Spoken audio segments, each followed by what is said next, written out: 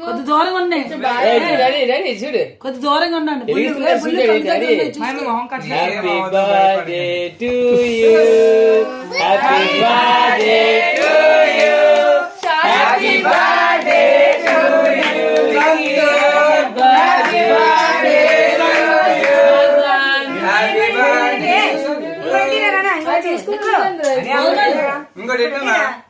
భయపడుతుంది చూసుకొని మీకు ఎన్నాళ్ళు బెల్లం తేలింది.